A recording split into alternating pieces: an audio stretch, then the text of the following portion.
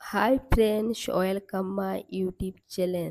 আশা করি তোমরা সবাই ভালো আছো, আমিও ভালো আছি। তোমাদের জন্য একটা গুরুত্বপূর্ণ ভিডিও নিয়ে এসেছি। ভালো লাগলে লাইক কমেন্ট শেয়ার করবে। এনটিপিসিতে নিয়োগ চলছে, যেখানে টোটাল বেসিন চলছে সেটা 558, 11,558।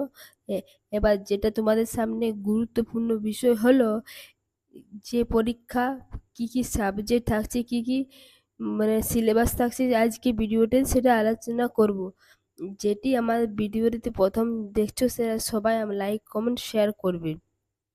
সব থেকে প্রথম তোমরা পাবে, যদি আমরা নোটিফিকেশনটা তোমরা করো, অন করো, তাহলে সবলে প্রথম তোমরা দেখতে পাবে।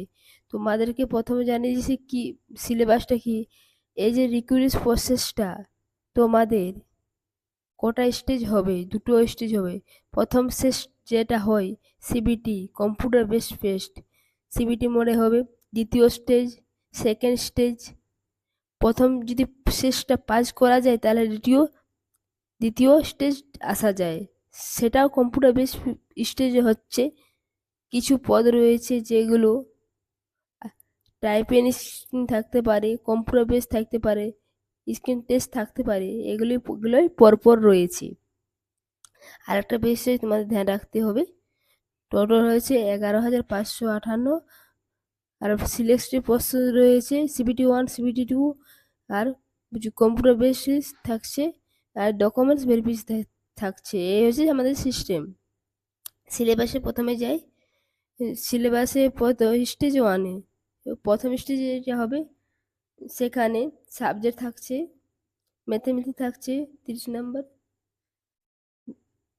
জেনারেল অ্যাওয়ারনেস 40 নম্বর, তারপর 100 নম্বর পরীক্ষা, 90 মিনিট টাইম।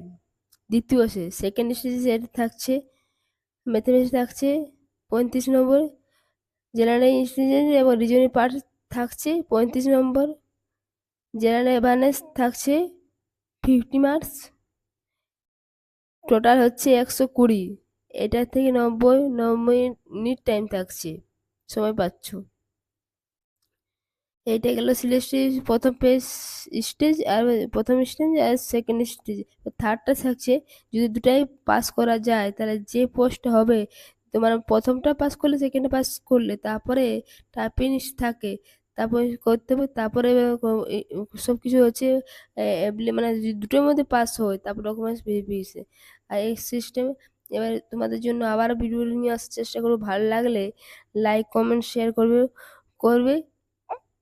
এবার মানে পোস্ট গ্রাজুয়েট হলে বা গ্রাজুয়েট হলে তোমার জন্য এটা অ্যাপ্লিকেশন গতকালীন আবার ভিডিও নিয়ে আসার চেষ্টা করবো। ভালো লাগলে লাইক কমেন্ট শেয়ার করবে। থ্যাংকস বন্ধুরা।